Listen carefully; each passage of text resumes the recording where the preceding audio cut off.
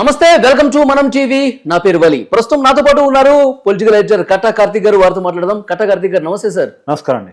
కట్టా కార్తిక్ గారు, జగన్మోహన్ రెడ్డి గారికి వ్యతిరేకంగా ఈరోజు కేసు నమోదైన పరిస్థితి మనం చూస్తున్నాము. రాజద్రోహం చట్టం కింద రఘురామకృష్ణరాజు గారు ప్రస్తుతం టీడీపీ ఎమ్మెల్యే అయినా ఆ చట్టం కింద ఆయన్ని అరెస్టు చేసి చిత్రహింసలకు గురి చేశారు, నన్ను నానా రకాలుగా ఇబ్బంది పెట్టారు, మెడికల్ రిపోర్ట్లు కూడా తప్పుడుగా ఇచ్చారని చెప్పి ఆయన ఇచ్చిన ఫిర్యాదు మేరకు గుంటూరు నగరం పాలన పోలీసులు కేసు నమోదు చేశారు. A3గా జగన్మోహన్ రెడ్డి ఉన్నారు. ఇంకా A1 నుంచి A5 వరకు ఆఫీసర్స్ కూడా ఉన్నారు, ఐపీఎస్ ఆఫీసర్స్. అంటే ఈ కేసుని ఏ విధంగా చూడాల్సిన అవసరం కనిపిస్తుంది, ఫర్దర్గా ఎట్లా ఉండబోతుంది? జగన్మోహన్ రెడ్డి మీద మొదటి కేసు నమోదైంది.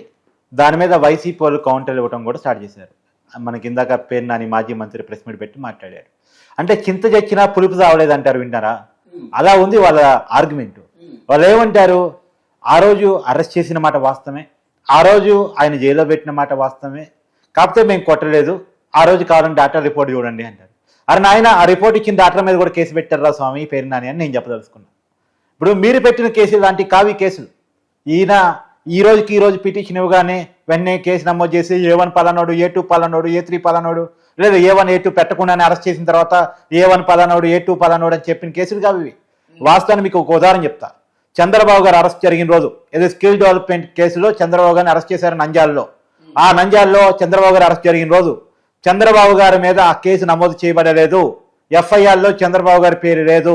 కానీ ఇవాళ పిటిషన్ అరెస్ట్ చేసే సమయంలో అసలు అది ఏ కేసు కూడా తెలియదు. అసలు మీరు నన్ను ఏ కేసులో అరెస్ట్ చేస్తున్నారు, ఏ సెక్షన్స్ పెట్టారో కూడా చెప్పలేదు కదా. ఇవాళ ప్రొసీజర్ అలా లేదు. ఇవాళ ఆయన కంప్లైంట్ ఇచ్చాడు. కంప్లైంట్ ఇచ్చి కూడా దగ్గర ఐ థింక్ 20 రోజులు అవుతున్నట్టుంది. దాని మీద పోలీసులు తగినటువంటి ఆధారాలు సేకరించారు. ఆధారాలు సేకరించిన తర్వాత FIR నమోదు చేశారు. FIRలో A3గా జగన్మోహన్ రెడ్డి గారిని పెట్టారు.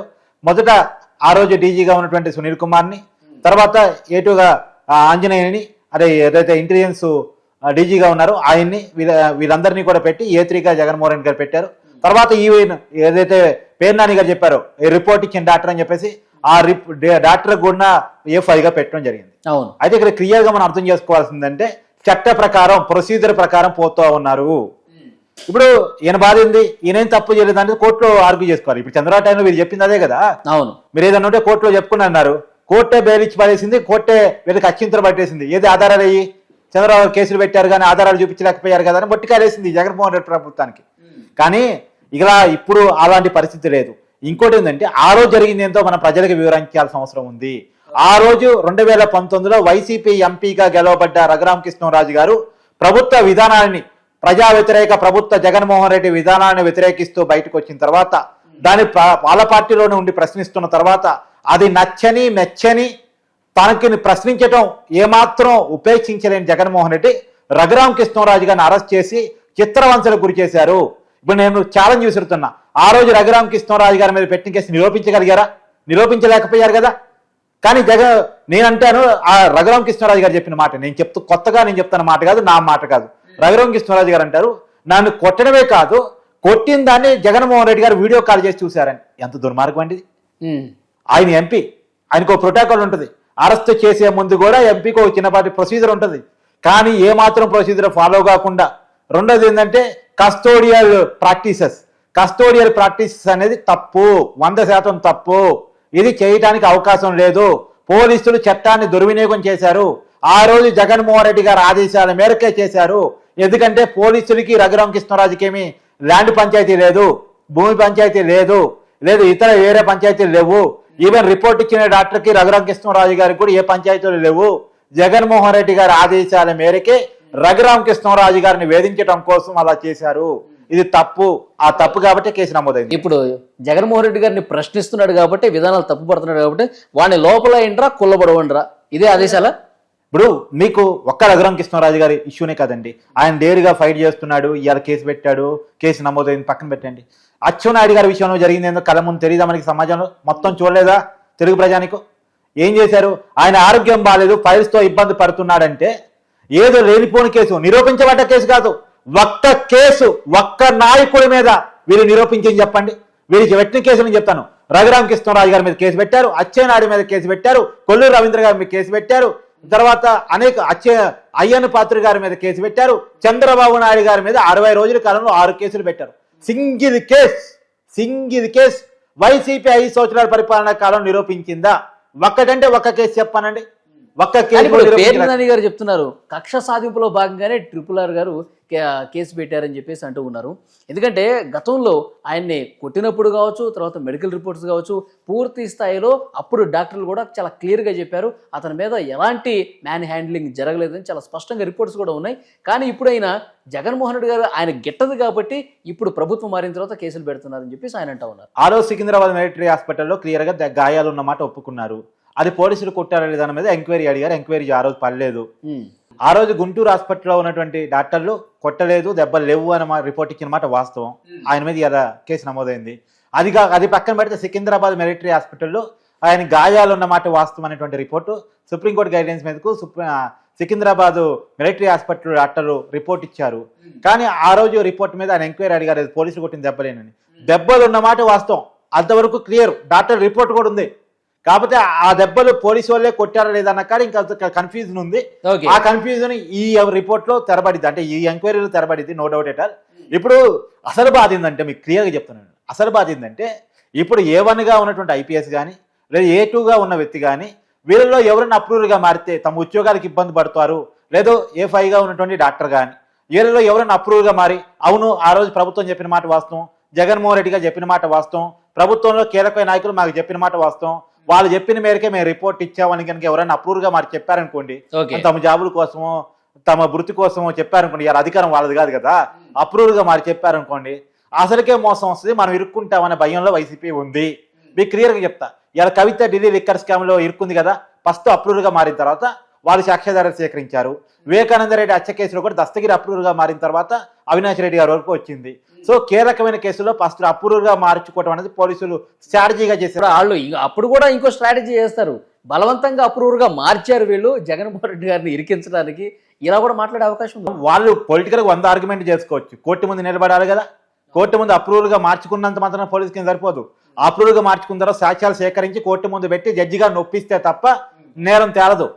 అంత ఇదేం కాదు. ఇప్పుడు అప్రూవ్గా మారినా మరొకపోయినా పోలీసులు వాళ్ళ స్థాయిలో వాళ్ళ స్టైల్లో వాళ్ళు ఇన్వెస్టిగేషన్ చేస్తారు. ఖచ్చితంగా A3గా జగన్మోహన్ రెడ్డి గారు ఉన్నారు, ఆయన నేరుగా నోటీసులు ఇచ్చి పిలిచి విచారించే పరిస్థితి ఏ మేరకు ఉంది కేసు? ఖచ్చితంగా నోటీసులు ఇచ్చే పిలుస్తారండి. ఖచ్చితంగా చెప్తున్నాం కదా. ఏదైనా చంద్రబాబు నాయుడు గారు ఇవాళ ముఖ్యమంత్రి కొత్త కాదండి, 4వ సారి ముఖ్యమంత్రి. గత 3 సార్లు పరిపాలన చూసుకొని మీకు నోటీసులు ఇవ్వకుండా అక్రమంగా కేసులు పెట్టి ప్రతిపక్ష నాయకుడిని వేధించి రోడ్డు మీద ఈడ్చుకుపోయిన సంఘటన చెప్పండి అండి. లేదా ఆరోగ్యాలు బాగాలేకపోతే అరెస్ట్ చేసి కేసులు పెట్టి వేధించిన సందర్భాలు ఒక్కటి చూపించండి. ఇలా కొత్తగా ముఖ్యమంత్రి కాదు, ఆయన 1978 నుంచి ఎమ్మెల్యేగా ఉన్నారు. అవును. తర్వాత తెలుగుదేశం అధ్యక్షుడిగా, ముఖ్యమంత్రిగా, 3 సార్లు ప్రతిపక్ష నాయకుడిగా, 4 సార్లు ముఖ్యమంత్రిగా ఉన్నటువంటి ప్రొఫైల్ అయింది. ఒక్కటంటే ఒక్క ఉదాహరణ చూపించండి. అక్రమంగా పలానోడి మీద కేసు పెట్టి వేధించి అక్రమంగా దెబ్బలు కొట్టించి వీడియో కాల్ చేసి చూశాడు అనేటువంటిది అది ఎవరి నైజం? ఇంకొక ముఖ్యమైన విషయం, ఎర్ర బుక్ ప్రస్తావన తీసుకొస్తామన్నారు పేరునని. ఎర్ర బుక్ గతంలో లోకేష్ ఈ ఎర్ర బుక్లో అన్ని నోట్ చేసుకుంటున్నాం, మా ప్రభుత్వం వచ్చిన తర్వాత ఒక్కొక్కళ్ళ సంగతి చెప్తా ఉన్నారు కదా, ఆ ఎర్ర బుక్లో భాగంగానే తాజాగా కేసు నమోదైందని చెప్తా ఉన్నారు.